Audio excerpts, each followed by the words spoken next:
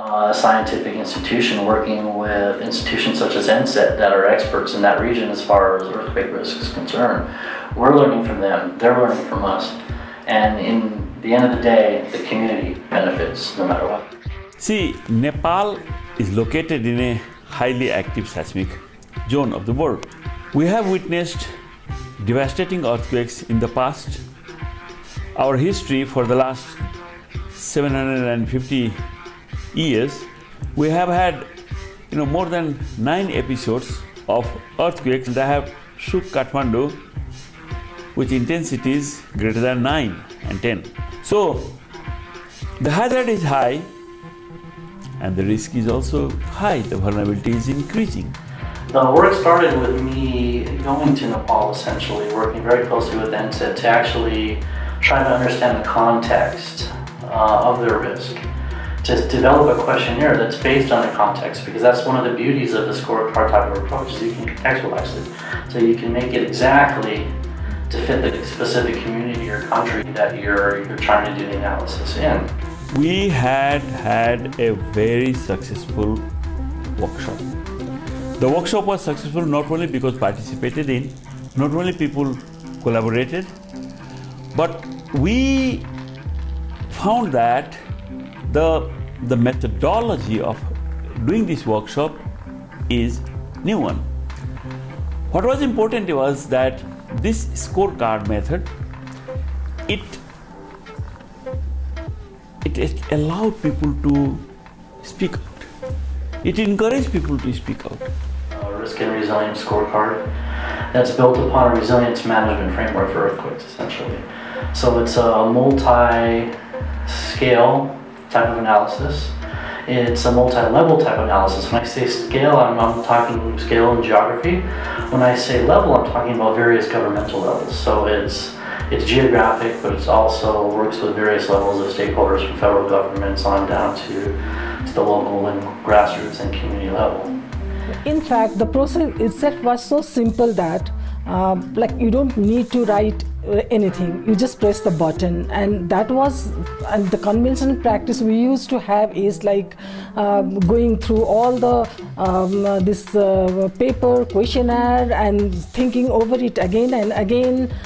So in a way it was it's a very simple tool, and people liked it very much, and we also found some of the people were not able to read and write, so even the illiterate people, they could participate in the workshop, and personally I feel that it had expanded really expanded the coverage itself. In many cases, in workshops, seminars, the people with knowledge, they just transmit the knowledge without understanding whether the people have understood or what is their affiliation to that knowledge, what is their take on that knowledge.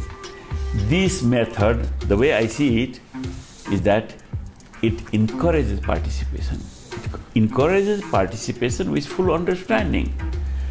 It encourages them to make decisions, the mental decision of what is what should I say, and that their statement is based upon their knowledge of the environment, their understanding of the science and to what extent, and their understanding of resilience. Most of the time when we talk resilience, people may not have the understanding of different elements of resilience, and through this process of scorecard method, the questions the process has asked to the people, it has a different components, and people tries to understand different components of resilience, and this is the most important part of this method, I think. The idea of this is to develop essentially analysis based on stakeholder input. So this is an analysis based on a qualitative type of method, based on a questionnaire. The questionnaire is based on the UNISDR 10 Essentials of a Resilient Community, but also on the HITable Framework for Action. The physical vulnerabilities are there, the buildings. We have got the social vulnerabilities.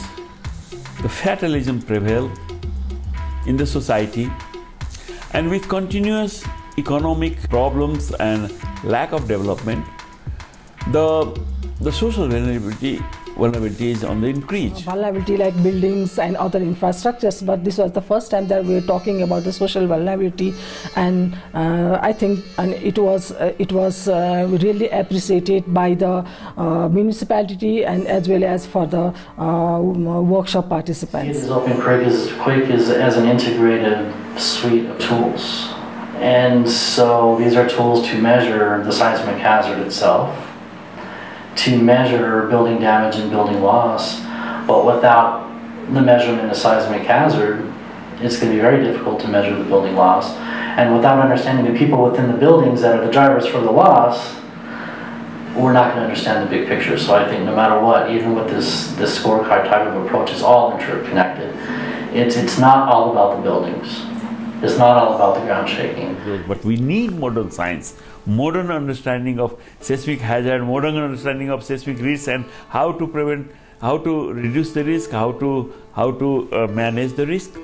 And that's why we are in this business of earthquake risk management in Nepal. Stretching our hands to JEM, let's collaborate. Let's learn from each other. So, high hazard, very high seismic risk, the risk is increasing, we have to stop it. We are striving to, of course, continue the work in Alipur. We have, and with NSET in general, we have such a good working relationship and a very beneficial one. And the idea will be to take this approach from the start to the finish through the 4 stages. So it's a real legitimate risk reduction and resilience increasing scenario. Participants come up with certain recommendations, certain suggestions during the workshop. And I think we need to do some follow-up actions, some assistance in implementing those actions suggested by the participants. What I feel is like we really need some more time for translating the questions, and later on I also see we need to improve on a few points in some of the questions. So, we expect that it will provide us sort of a peer review, sort of a weighting, because you have the science, the global science. JEM has that. JEM has been able to master that. It's a community-based approach. It's everybody is involved. Now, of course, the communities want more. They want knowledge. They want advice, and this is somewhere where JEM can really help. Developing regional programs of collaboration, we need JEM. And that's what is the expectation, that we could strengthen our collaboration regionally with the help of the scientific achievements made by JEM, the methodology developed by JEM, and the results of the results of this endeavor achieved by JEM. The major problems, if you see that it is the risk is there, the next earthquake is going to impact hugely. How do you deal with that? What are the major problems? See, the major problems are not big. It's a question of raising awareness. It's a question of changing the mindset. It's a question of empowering people, developing the capacity of the agencies, of the people, household, the municipality, to do those things that are required for developing the resilience, enhancing the resilience. They were almost like dissolved into this process, everyone. And after the workshop, they ask what were the result? What is the next step? What next we have to do? So, what we see is that the internalization of the process, the awareness, the knowledge, and the tasks, that was internalized very well, in depth. And they are ready.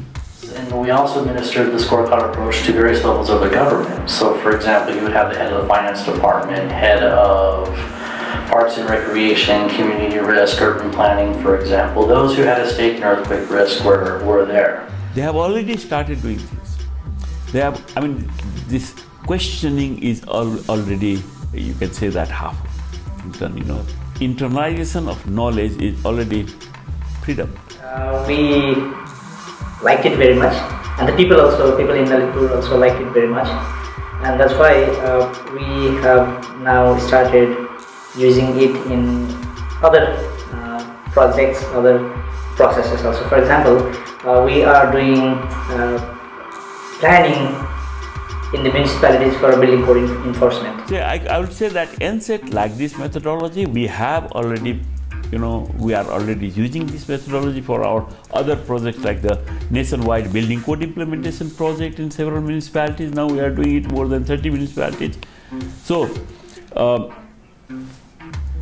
I would say that I see your presence, the GEM's presence here in Nepal in the form of that workshop has created huge impact, and it has helped me or helped NSET to be talking more confidently with the people of Lalitpur.